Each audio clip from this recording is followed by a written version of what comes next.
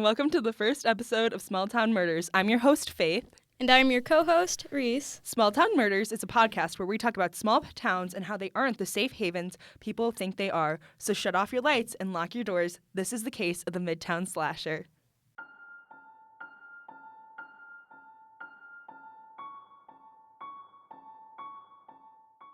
Okay, so let's get into this stuff, okay? So basically, it took place in Buffalo, New York, in New York City, and a little bit in Georgia, but, we'll get into that. Yeah. So it actually took place 3 years after the Son of Sam. Ooh. So it was like the murders in New York City with the two brothers. So let's get into the Midtown slasher's early life. So his name was Joseph Christopher. He was born July 25th, 1955. So I think that makes him a Leo. Yeah. Most of them are Sagittariuses. That's odd how their zodiac kind of plays into it. So the majority of serial killers are born in September. Wow. Yeah. So he was born in Buffalo, New York, in an Italian kind of suburb in 1955. And he had two older sisters and one younger brother. And nothing really went wrong in his childhood. He had a pretty okay childhood, pretty run-of-the-mill. But his father taught him how to use firearms, how to hunt, things like that. And really, I feel like we should be teaching gun safety and things like that. But he was really teaching him how to use weaponry, and he actually used a sawed-off 22 caliber rifle, which was also another synonym for him, was a 22 caliber killer. Wow. So once he got into high school, he was a high school dropout, or did he? I think he was a high school dropout, and he got fired. He worked a variety of jobs, but he eventually when he I think he did graduate high school. I'm sorry. He did graduate high school. And then he went into an automotive mechanics program, but he dropped out of that. I'm sorry. And after that, he worked a variety of labor jobs. And he actually found success as a maintenance man at Canisius College. And we're right by there. It's about an really hour close. drive because we're from Buffalo. We are in Western New York as we speak filming this. Yeah. And he got fired in 1979. And that really brings us, because the murders were in the early 80s to mid 80s. And something really interesting that really caught my eye was he was diagnosed with paranoid schizophrenia. Oh. Which hallucinations, and he was deteriorating. So he went to see a psychiatrist, but they actually deemed that he was not a danger to himself and others. And then 2 weeks later, he committed his first murder. Yeah, so a bit of a backfire on that. Yeah, and that really shows us the stigma around mental health at the time, honestly. Yeah, it wasn't as normalized. Well, I wouldn't say normalized. Not normalized, just but I really viewed in a certain sense. Yeah, I really think I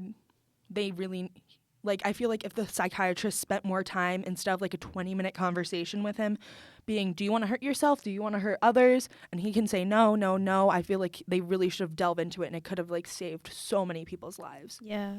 Maybe the doctor asking him do you want to hurt people or yourself maybe brought that thought into his mind. Yeah, and maybe it's just the delusionoid schizophrenia because he was racist. All his murders were people of color. So maybe his paranoid schizophrenia played into that, but that also shouldn't be an excuse. People live with paranoid schizophrenia and also don't go out and murder people. Yeah. So now we're going to arrive at our first set of murders. Not arrive. See, I don't want it to be sets of murders, but this was during a 36-hour period, and then you have a cool off, and then that. So our first murder was in a Buffalo suburb. It was September 22nd, 1980. And his first victim was a 14-year-old boy named Glenn Dunn. Oh, wow. That's a little younger than us. Yeah, we're 15, and I'm about to be 16 in July.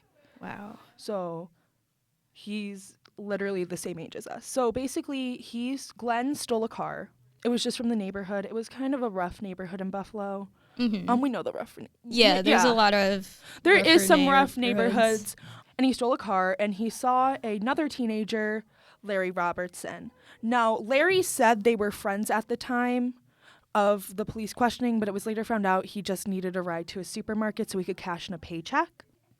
And Larry went into the store, and he was cashing in this paycheck, and Glenn was just sitting out in the car due to eyewitness accounts, smoking a cigarette in the front seat. And a psychiatric nurse that actually got off her shift at the time reports that she saw Glenn, and she quickly walked into the supermarket because of being nervous because there was some recent robberies in the area. And when she walked in, she saw a white man in like a black hoodie and khakis, I believe. Oh, wow. And he was holding like a brown paper bag. Now, little did she know, in this brown paper bag was a sawed-off .22 caliber rifle. So basically, he like sawed off the stock. Yeah. Which, if people watching don't know what the stock of a rifle is, it's basically where you hold it and where like your trigger is. Yes. And he sawed off that portion and put it in the paper bag so he could hide it, conceal the weapon. And when she walked in, what is described to as happened is he walked up to the passenger side window, which was unrolled because he was smoking, and fired 3 gunshot wounds into the head. And Larry walked out and saw Glenn slumped over, and he was gone. Paramedics tried to save him, but there was really nothing they could do at that point because 3 gunshot wounds to the head. That can kill you really fast. Oh, wow.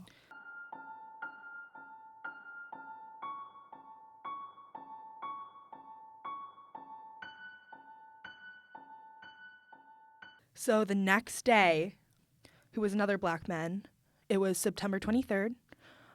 It was Harold Green, and he was 32 years old. He was eating in his car in the in the parking lot of a fast food joint. Do I know what the fast food joint was? No, my research couldn't tell me that. He was shot in the left side of the head, and his wife came out to find him, and they were able to get him to the hospital, but he eventually died at the hospital. He was pronounced dead. Oh. When he was shot, where was he? Was he like in similar places?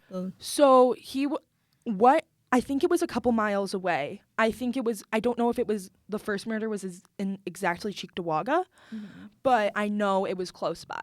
Okay. There was no connections besides race in these murders. And police thought Glenn was actually murdered because of the stolen vehicle, but we would later find out that did not happen as we thought. Now, that same night, this is our last victim, I believe.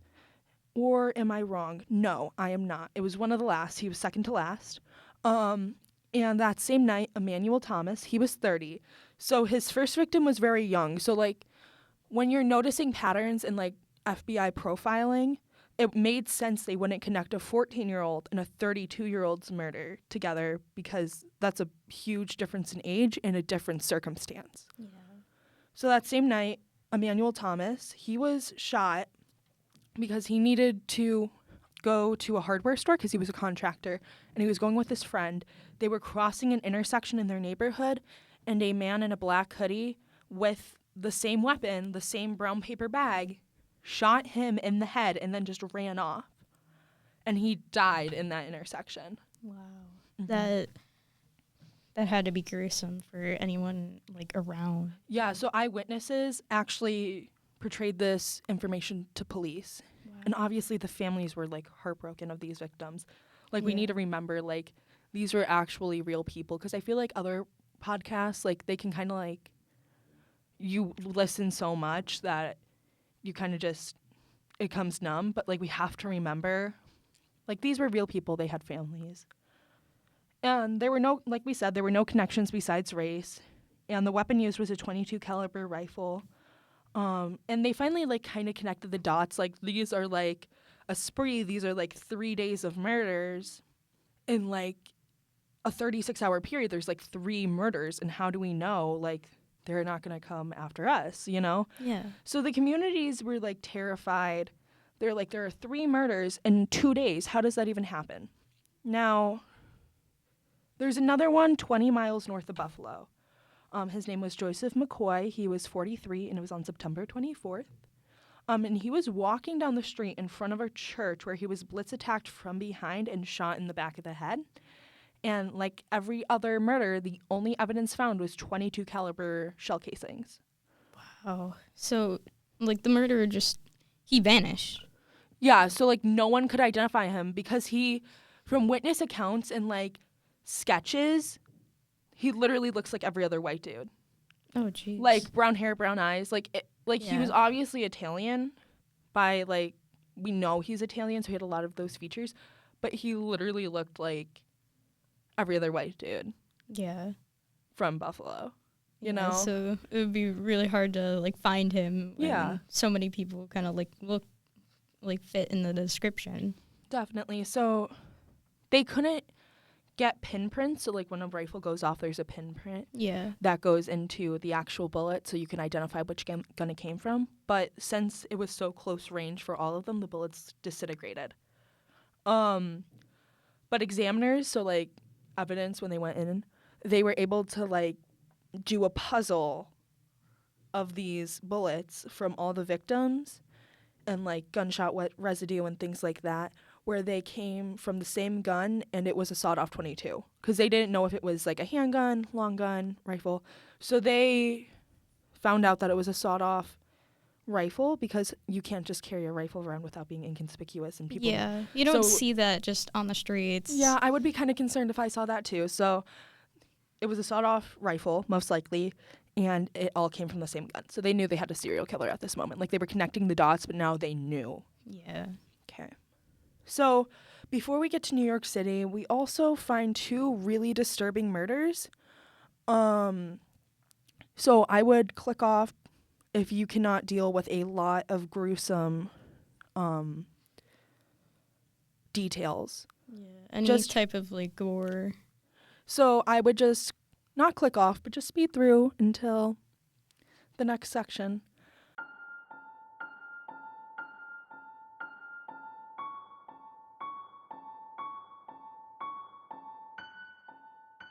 So on October 8th, Paul Edwards, he was 71. He was a taxi driver. Construction workers were working in a New York suburb on the Amherst, on the freeway, like when you go onto the freeway. Yeah. And they found an abandoned taxi. Now, they called troopers in because they could not get it open. It looked abandoned. And they were able to get it open. And they found a license belonging to Edwards.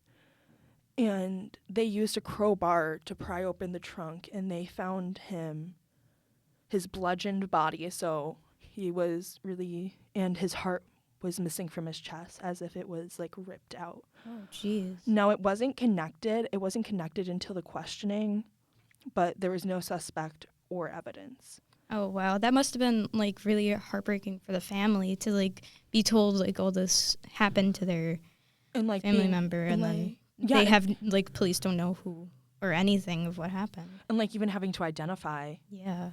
like they probably had to use dental records or like even the ID in the cab. They could probably connect that. Now the next day, Ernest Jones, he was also a 40-year-old cab driver, and he was found by a water worker by the Niagara River.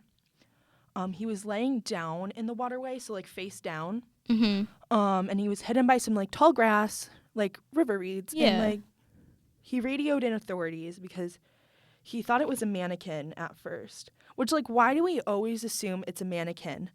I guess it's like your mind's like hoping for like the best case scenario, so it's like really hoping it's not someone that's dead, and instead is just like an inanimate object. almost like self-preservation. Yeah. Yeah, absolutely. I feel like that was also. So he radioed in authorities, like we said, and he was also found like Pollard, and he was also bludgeoned, and his heart was ripped out. I do not know if they found the hearts. I could not find that information, but I do know they were ripped out of their chest. Oh, jeez. So this was the sixth victim in less than 6 weeks of Joseph's Midtown slasher. But they weren't sure if all of them were connected, and there was a racial bias due to police. It was the 80s. Yeah. Racism was still prevalent, and we have to remember that, and maybe that was why. Because I feel like if they put more effort into it, maybe they could have found like a shred of evidence Yeah. that could have led us somewhere, and maybe less lives would have been lost. but they even called Jimmy Carter in, the president at the time, and he made it a federal case. Now, that means that they had like FBI resources, like the police in Buffalo. Yeah. So they were like, had profilers, evidence, detectives, and they were doing everything they could. Now, there was a profile made at some point, and he was most likely a white man. He was racist. He probably had like a hunting or military background, and Joseph did, and you'll find out he did have a military background. He went into the military. He went into Fort Benning, Georgia, which we will get into. We will crack open that can of worms in a moment. Now, our next victim on October 10th, he was actually a prisoner sleeping in Buffalo General Hospital. He was 37, and Joseph attempted to kill him via strangulation. Oh. So, Do we know what he used to try and strangle him? I have no clue. I think it was his own hands, and then I don't know if he used any tools from that. But a nurse doing meds and just rounds saved his life. Wow. Now, next we have like about a month cooling off period, and we start like late December. It's like around the holidays. So our first murder is around the 22nd of December. And this is a 24-hour period in Manhattan, New York. So we're in for a wild ride. Not a wild ride, a gruesome ride. Yeah. But not as gruesome as a cab driver, so... But just beware, if it gets too much, click off. We're not going to come after you. Our first victim is 32-year-old Ivan Frazier. He was the first to be attacked, and it was on a subway unprovoked. With a knife, he was slashed from on the forearm and hand because he was blocking his vital organs. So there was self-defense in there. And he gave a statement after the attack, and due to composite sketches, it looked like the .22 caliber killer, the way he described him. Yeah. Now, at first, we'll get into this in a minute, but police didn't think it was a .22 caliber, but we'll get into it in a second about the FBI and what they thought. But the next victim we have is Luis Rodriguez. He was 19. He was jumped by a white man demanding money. And he fought him off at first. He was winning this attack. He thought he was going to get home free. Yeah. But he was stabbed again in the chest, and he got to the hospital, but he died at the hospital like a couple hours after, just because blood loss and things like that. Yeah. But before he passed, he was able to give a description to the police, and it was exactly like Ivan's. Yeah, so they knew it had to be, there was a connection here. Now, a lot of these murders, they happen so fast, and yes, it's in a city, but they don't have eyewitnesses. So it's very quick in succession. So Lewis's was at 3:30 and Ivan's was at 1:30. So it was only 2 hours. Yeah. And then our next victim was at 6:30, so that's about 3 hours from the last one. His name was Antone Davis, and he was 30 years old. And in front of a Midtown bank, that's how he got his name, the Midtown Slasher, he was stabbed to death. In the street, evening, which is I feel like in the city you have that's rush hour. Yeah, you have rush hour tourism. It's Christmas, so kids aren't going on Christmas break. People leaving early, they want to spend Christmas in the Big Apple. Yeah. So how did nobody stop him? Were they maybe I don't know, could there be some sort of statue or I don't greenery? know.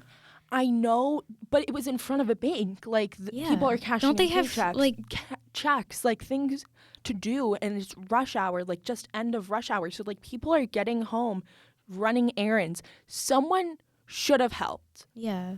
Which or at least seen it to be able to tell police what was going on. Definitely. And I don't know if that was because of a racial bias or what, but people see something, say something. Yeah. That's what it could save somebody's life if you do. Literally.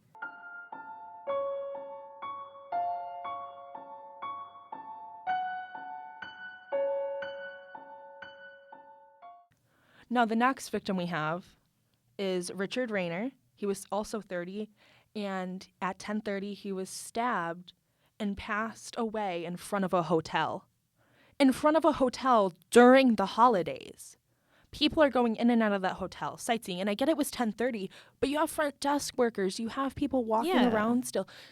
So I this feel is like a another lot of case. people are going into hotels like later in the day because like It's New something York got City. canceled, like a flight got canceled, or you're just getting into New York. It's New York City. People should.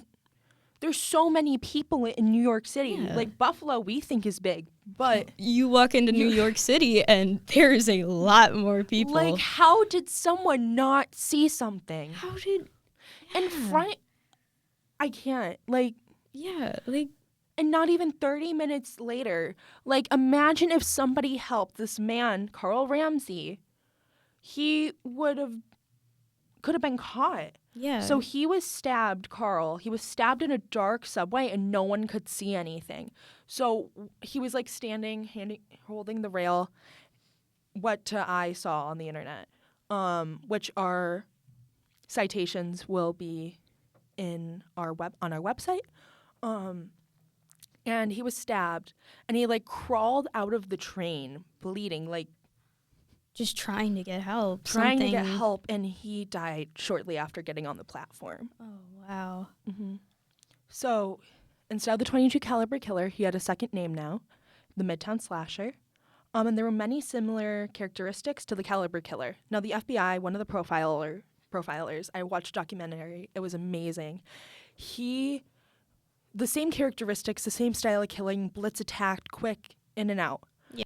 And he changed his weapon. They speculated he changed his weapon to fit where he was at the time. Yeah. So it would be easier to kill somebody with a knife in a city instead of suburban Buffalo, like Cheektowaga Yeah. area, with a 22 caliber rifle. Like Yeah. that would be easier. So that's why he did it.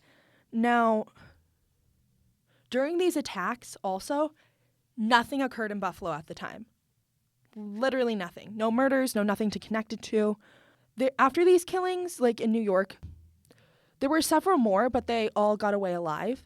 Thank the Lord above. Oh my goodness, yes. Literally.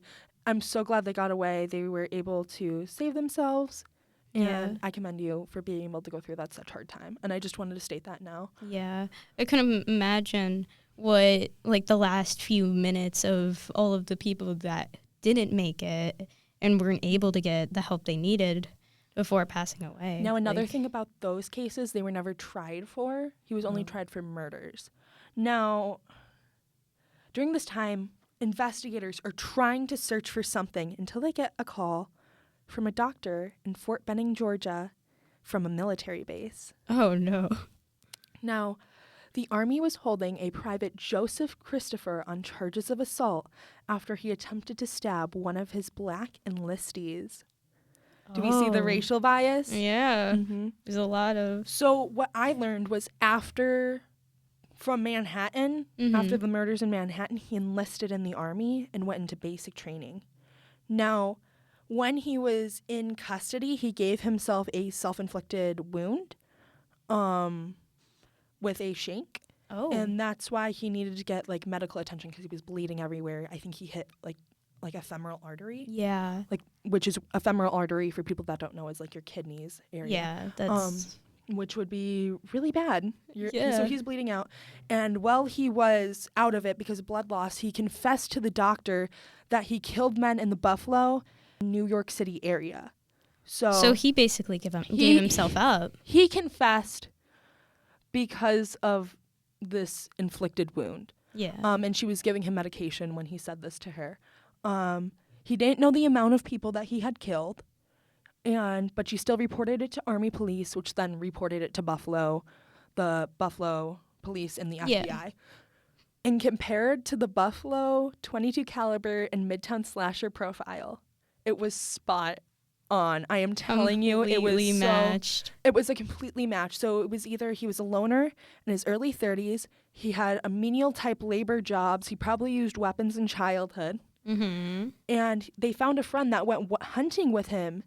And they were able to go to the hunting cabin and grab bullets from target practice and compare them to the 22 caliber bullets. So he So they were able to match the 2 bullets and find complete matches, Wow. you know? And it was the ones that killed the men in Buffalo. They also searched his home, his mother's home that he was living at. Mm-hmm. They found clothing that matched witness accounts, sawed-off rifles, so like the sawed-off stock, not the actual rifle. Yeah. But The piece that was missing. The missing piece. And other weapons like knives and just like other weapons that you would use. Yeah. And an underground firing range. So like in the basement, he made himself in the basement of his mom's house? I feel like that goes against gun safety. Yeah, maybe a little bit. Mm-hmm. They also found large amounts of .22 caliber ammunition. Yep, there it is.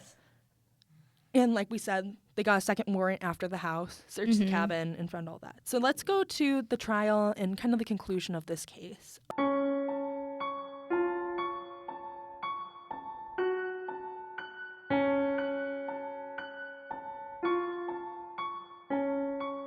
So they used like a balaclava. No, do you know what a balaclava? So basically a balaclava is a hat, but it covers like your face, and the only thing that's like exposed is your eyes. So like you have 2 little holes for eyes, and then your mouth. Oh. So to hide his face from the press before his face got out so they could talk to eyewitness accounts and make sure they had a spot on identification, they made sure they were able to like identify him. Yeah. You know? And they identified him out of the lineup. Every single one identified Joseph. Yeah. And they questioned Christopher's mental state. So the first trial was tried for the Buffalo killings. Nothing else, just the Buffalo killings. And they called it an unfair trial because they didn't call up witnesses to testify about his mental state. So it was deemed like his sentence was invalid. So he went to the Mid-Hudson State Psychiatric Center. So in 1991, he was first sentenced. And then in February of 1982, he was fit for trial. He was deemed fit for trial. Now, the trial began in April, and his mother hired him 2 defense lawyers, but he did not use them. He decided to go for his own defense, which I feel like is the biggest mistake you can make. Yeah. When your mother is hiring you 2 of, like, amazing defense attorneys, and you decide to just do your own defense, that's not going to end well for you. And I think we see a pattern when killers, like, realize that they do their own self-defense. It never ends well for them. I don't know. So the jury found him guilty of the 4 murders in New York, and he was sentenced to 60 years to life. He never tried him for, like, any others, like the cab drivers, but they were connected. He did confess to them later. He confessed to them in prison, actually. So he was in prison for a while, and he actually died from a rare form of male breast cancer at 37 in the Attica Correctional Facility. We literally drive by that so like, often. Like when we go up to, like I've driven past that so many times in my life, and I did not know. To think that was so close to us. And I'm not going to say, like, but karma. Yeah. Like, that's all I'm going to say to that. So until we meet again, this is the episode of Small Town Murders. I'm your host, Faith. And I'm your co-host, Reese. Watch your back, and we're out.